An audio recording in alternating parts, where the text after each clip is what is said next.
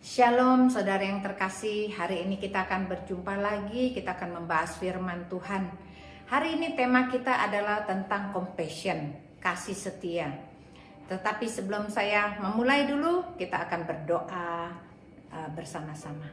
Tuhan Yesus, terima kasih hari ini kami boleh mendengarkan firman yang adalah firman kata-katamu sendiri Tuhan. Ajar kami akan firman-Mu supaya kami belajar lebih pintar lagi. Kami bisa mengerti isi hati-Mu Tuhan. Berkati setiap pendengar. Kami percaya Roh Tuhan bekerja dalam hati kami. Di dalam nama Tuhan Yesus kita yang siap diberkati. Kita semua katakan amin. Puji Tuhan. Tema kita hari ini adalah tentang compassion. Tentang compassion apa artinya? Kasih setia. Ternyata kasih setia itu adalah kita peduli akan penderitaan orang lain. Berarti kalau ada orang susah, kita juga hatinya susah. Kalau mereka menderita, kita juga peduli, kita turut prihatin akan penderitaan mereka. Kalau mereka sakit, kita juga rasa hati kita sangat-sangat sedih. Itu yang dinamakan dengan compassion. Tuhan Yesus memiliki hati kasih setia, yaitu Dia peduli akan kita. Dia sayang sama kita. Kalau kita menderita, Tuhan Yesus juga merasa kasihan sama kita. Dia ingin sekali menolong kita. Saudara terkasih, banyak daripada kita nggak mengerti bahwa Tuhan itu sayang sekali sama kita. Walaupun kita sudah meninggalkan Dia, kita tidak mau setia, tapi Tuhan Yesus tetap setia. Saya punya cerita bahwa di dalam sebuah rumah ada seorang ayah memiliki 2 orang anak. 2 anak laki-laki. Satu anak yang pertama itu sering duduk makan bersama ayahnya. Dan makan pagi bareng-bareng. Makan siang bareng-bareng. Makan malam bareng-bareng. Lalu anak ini pun dipercaya dalam pekerjaan-pekerjaan bapaknya. Kalau dia tidak mengerti, dia akan tanya sama bapaknya. Dan ayah ini mempunyai anak satu lagi, yaitu anak kedua. Tetapi jarang ketemu bapaknya. Kalau pagi dan siang hari anaknya masih tidur. Kalau malam hari anaknya akan keluyuran dan pulang sampai pagi lagi. Sehingga dia jarang ketemu ayahnya. Tapi heran, dia akan ketemu bapaknya kalau dia perlu duit. Dia akan datang bilang, "Pah, minta dong. Aku nih uangnya lagi habis, aku perlu uang lagi untuk jajanku atau keperluanku." Saudara terkasih, kalau nanti sang ayah ini akan mewariskan seluruh kekayaannya dan perusahaannya, dia akan memilih anak yang mana? Lalu kita berpikir, tentunya anak pertama. Kenapa? Karena anak pertama itu mengenal bapaknya. Kedua, dia mengerti pekerjaan bapaknya. Dan yang ketiga, kalau ada masalah pasti tanya sama bapaknya. Anak yang kedua tidak pernah dicoret dari daftar keluarga. Dia tetap menjadi anak, tetapi tidak bisa ikut memerintah. Tidak bisa dipercaya, tidak bisa. Tapi dia adalah anak. Kadang-kala kita berpikir, mungkin itulah kita pada saat kita terima Yesus sebagai Tuhan dan Juru Selamat. Tuhan Yesus selalu berkata begini, "Aku berdiri di depan pintu dan mengetuk. Barang siapa yang membukakan pintu dan aku akan masuk duduk makan bersama dengan dia, makan pagi, makan siang, makan malam." Apakah kita menyapa Tuhan kita pagi hari? Apakah kita menyapa Tuhan kita siang hari? Apakah kita menyapa Tuhan kita pada malam hari? Padahal Tuhan sudah berjanji, barang siapa yang membukakan pintu, maka aku Tuhan akan masuk duduk makan bersama dengan dia dan dia bersama dengan aku. Berarti dia tidak akan keluar-keluar lagi. Tetapi banyak orang Kristen merasa hatinya sangat sepi dan kesepian sendiri. Kenapa? Dan merasa Tuhan itu jauh sekali. Mungkin Tuhan Yesus belum ada di dalam hatimu, walaupun kita sudah terima Yesus, kita sudah dibaptis. Karena saya mengumpamakan seperti ini. Pada saat engkau diundang ke sebuah rumah teman baikmu, lalu engkau masuk ke dalam rumah itu. Tetapi sang punya rumah tidak memperdulikan engkau. Dia makan sendiri, makan pagi sendiri, makan siang sendiri, makan malam sendiri. Dan engkau tidak diacuhkan. Kira-kira kalau Roh Kudus seperti itu, pergi nggak dari hati kita? Kalau kita manusia secara jasmani aja kita nggak betah tinggal. Pada saat kita diundang kita tidak dihargai. Demikian juga Roh Kudus. Kita harus cek hati kita. Jangan-jangan Roh Kudus belum bersama dengan kita. Kita harus flashback kehidupan kita. Mari kita lihat ayatnya. Yesaya 54 ayat 7 dan 8 berkata begini. Hanya sesaat lamanya aku meninggalkan engkau. Tetapi karena kasih sayang yang besar, aku mengambil engkau kembali. Dalam murka yang meluap, aku telah menyembunyikan wajahku terhadap engkau sesaat lamanya. Tapi dalam kasih setia abadi, aku telah mengasihi engkau. Firman Tuhan penebusmu. Ayat 6 mengatakan begini. Sebab seperti istri yang ditinggalkan dan bersusah hati, Tuhan memanggil engkau kembali. Masakan istri dari masa muda akan tetap ditolak. Firman Allahmu. Hal pertama yang kita ingin belajar adalah bahwa Tuhan Yesus akan datang kembali. Kita percaya bahwa Tuhan Yesus pasti datang. Kalau dulu dia sudah dinubuatkan di dalam kitab Yesaya bahwa dia akan datang sebagai juru selamat dan itu sudah terjadi. Pada saat tahun 2000 yang lalu Tuhan Yesus sudah lahir dan dia lahir sebagai juru selamat. Dan dia berkata pada saat dia disalib dan dia bangkit hari ketiga, kemudian dia naik ke surga hari yang ke-40, dia berkata, aku akan datang kembali. Mari kita lihat ayatnya. Yohanes 14 ayat 3. Dan apabila aku telah pergi ke situ dan telah menyediakan tempat bagimu, aku akan datang kembali dan membawa kamu ke tempatku, supaya di tempat di mana aku berada, kamu pun berada. Yohanes 14 ayat 4. Dan kemana aku pergi, kamu tahu jalan ke situ. Tuhan Yesus berjanji bahwa dia akan datang kembali. Tapi pada saat dia disalib, dia perlu waktu 3 hari untuk bangkit kembali. Saudara terkasih, kemanakah Tuhan Yesus pergi? Ternyata Tuhan Yesus berurusan dengan iblis di neraka. Karena dia harus berhadapan dengan iblis dan berkata kepada iblis, mari serahkan kunci maut dan kunci kerajaan maut kepadaku. Dan oleh karena dia harus ambil kunci itu, kunci maut dan kerajaan maut. Sekarang kunci maut dan kerajaan maut sudah ada di dalam tangan Yesus. Lalu Tuhan berkata, akulah jalan, kebenaran, dan hidup. Barang siapa yang percaya kepadaku, dia akan selamat walaupun dia sudah mati. Karena di dalam neraka, Tuhan Yesus membuat jalan yang tadinya tidak ada jalan. Dia membuat jalan dari darahnya. Dia bikin jalan yang panjang sekali.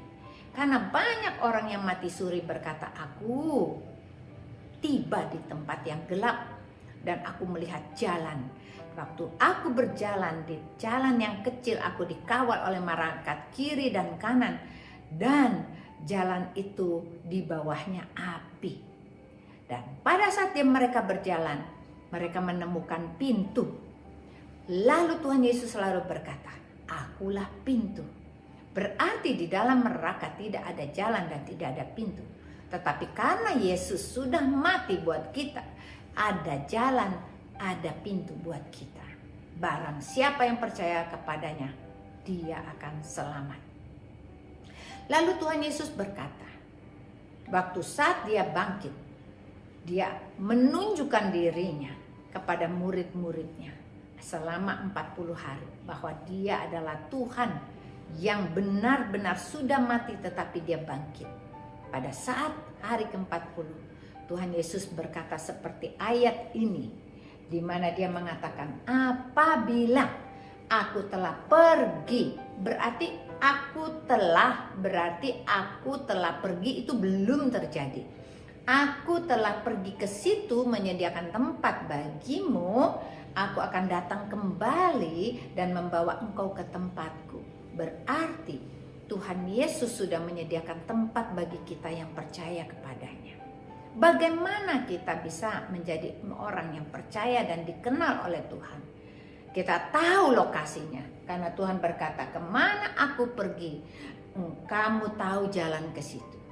Kalau Roh Kudus itu ada di hati kita, kita makan pagi, kita makan siang, makan malam bersama dengan Tuhan, kita bercakap-cakap dengan Dia, kita dapat bimbingan setiap hari, kita tahu jalan kemana Tuhan pergi, karena kita akan diberikan share lokasinya oleh Tuhan Yesus. Bukankah hal ini yang dahsyat sekali, bahwa Tuhan sekali-kali tidak akan meninggalkan kita? Kita harus percaya bahwa barang siapa yang hidupnya di dalamnya penuh dengan Roh Kudus, menurut dan mentaati segala firman-Nya, maka dia akan tahu jalan ke tempat di mana Yesus berada. Ini hal yang pertama. Dan hal yang kedua adalah Tuhan Yesus ada di dalam Bapa. Apakah kita percaya bahwa Yesus ada di dalam Bapa, Bapa ada di dalam Yesus? Dan kalau kita terima Yesus, kita pun ada di dalam Yesus, kita ada di dalam Bapa, kita menjadi satu. Mari kita lihat ayatnya. Yakub, Yohanes 14 ayat 10 berkata begini, tidak percayakah engkau bahwa aku ada di dalam Bapa dan Bapa ada di dalam aku? Dan apa yang aku katakan kepadamu tidak aku katakan dari diriku sendiri, tetapi Bapa yang diam di dalam aku, dialah yang melakukan pekerjaan-pekerjaannya. Yohanes 14 ayat 11 berkata begini, percayalah kepadaku bahwa aku ada di dalam Bapa dan Bapa di dalam aku. Atau setidak-tidaknya percayalah karena pekerjaan-pekerjaan itu sendiri. Saudara yang terkasih, kita melihat ciptaan Tuhan luar biasa. Kalau kita melihat identik, kita ditanyakan, kalau ada gajah memiliki anak, anaknya mirip siapa? Mirip gajah bukan? Mirip bapaknya. Semua cara makannya sama, bentuk badannya semua sama persis. Dan satu lagi, jikalau ada singa memiliki anak, anaknya seperti siapa? Seperti bapak singa. Kalau kecil dia namanya Simba, kalau dia udah gede dia namanya Lion King. Berarti kalau Tuhan Yesus berkata aku ada di dalam Bapa dan Bapa di dalam aku, Tuhan Yesus mengatakan, Allah Bapa mengatakan, inilah anakku yang kukasihi. Berarti Tuhan Yesus sama enggak sama Bapaknya? Ternyata sama benar. Karena Tuhan Yesus bisa melakukan mujizat, membangkitkan orang mati, mencelikkan mata yang buta, menyembuhkan orang yang lumpuh, dan yang membuat air menjadi anggur, dan dia bangkit dari kematiannya. Bukankah kita sudah melihat bahwa ini adalah mujizat yang luar biasa, bahwa Yesus bukan manusia biasa, karena di dalam Yesus ada Bapaknya, dia serupa dengan Bapaknya. Lalu Tuhan Yesus melakukan pekerjaan-pekerjaan Bapaknya untuk membawa manusia ke dalam kerajaan surga. Berarti itulah tugas daripada Tuhan Yesus, supaya barang siapa yang percaya kepadanya tidak akan binasa, tetapi melainkan memperoleh hidup yang kekal. Berarti hal yang kedua, kita percaya bahwa Yesus ada di dalam Bapa dan Bapa ada di dalam Yesus. Dan hal yang ketiga yang kita mau belajar adalah Tuhan memberikan seorang penolong yang lain. Yohanes 14 ayat 16 dan 17 berkata begini, Aku akan minta kepada Bapa dan Ia akan memberikan kepadamu seorang penolong yang lain supaya Ia menyertai kamu selama-lamanya, yaitu Roh kebenaran. Yohanes 14 ayat 26. Tetapi penghibur, yaitu Roh Kudus, Ia yang diutus oleh Bapa dalam namaku, Dialah yang akan mengajarkan segala sesuatu kepadamu dan akan mengingatkan kamu akan segala semua yang telah kukatakan kepadamu. Berarti hal yang ketiga, Tuhan akan memberikan kita seorang penolong, yaitu Roh kebenaran. Roh kebenaran itu akan mengajarkan kita, pikiran kita benar, mata kita benar, mulut kita benar, telinga kita benar, hati kita benar, tangan kita benar, kaki kita pun benar. Tetapi apakah kita sudah melakukan kebenaran-kebenaran itu? Karena banyak daripada kita tidak pernah sadar bahwa Tuhan minta supaya hidup kita itu dipimpin oleh kebenaran. Banyak orang Kristen menyepelekan hal ini karena dia masih suka berbohong. Kalau dia masih ada di rumah, sedang melakukan pekerjaan rumah, menggoreng tempe atau melakukan hal yang lain, dia sudah pakai WA berkata aku sudah on TW. Padahal itu salah. Kita harus mengatakan apa adanya. Ini hal kecil, hal-hal kecil bahwa kita bisa berbohong. Tapi Tuhan meminta kepada kita, jangan berbohong lagi. Kita harus menjadi orang yang benar, dipimpin oleh Roh kebenaran. Maka engkau akan bahagia. Banyak hal yang kita akan pelajari. Hari ini kita sudah belajar bahwa Tuhan Yesus mengasihimu dan mengasihiku juga. Dia menantikan engkau kembali. Dan kita harus percaya bahwa Tuhan Yesus akan datang kedua kali. Tuhan janji supaya barang siapa yang ada Roh Kudus di dalamnya, dia pasti akan selamat. Dan dia tahu kemana Tuhan Yesus pergi. Kembali ke surga, kita juga akan kembali ke surga. Dan yang kedua, kita percaya bahwa Tuhan Yesus adalah anak Allah.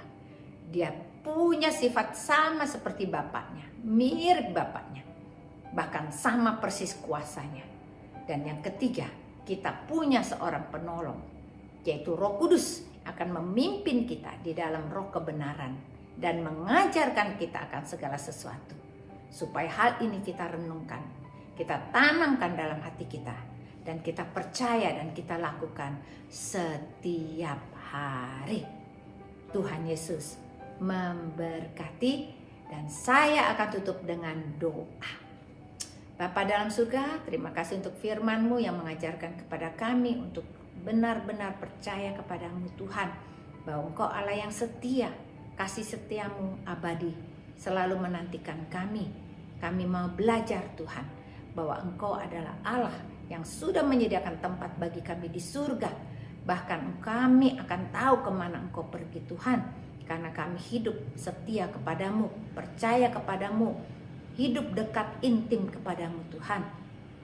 Dan kami mau percaya hari ini bahwa Engkau adalah anak Allah yang mempunyai kuasa yang sama. Bahkan Engkau melakukan pekerjaan-pekerjaan Bapa, supaya barang siapa yang percaya kepadamu akan selamat Tuhan. Kami semua bisa masuk surga. Dan ketiga, kami tidak akan dibiarkan sendiri karena kami memiliki Roh penolong, seorang penolong, yaitu Roh Kudus, Roh kebenaran yang akan mengajarkan kepada kami tentang segala sesuatu. Biarlah kami semuanya diubahkan sesuai dengan rencana-Mu Tuhan.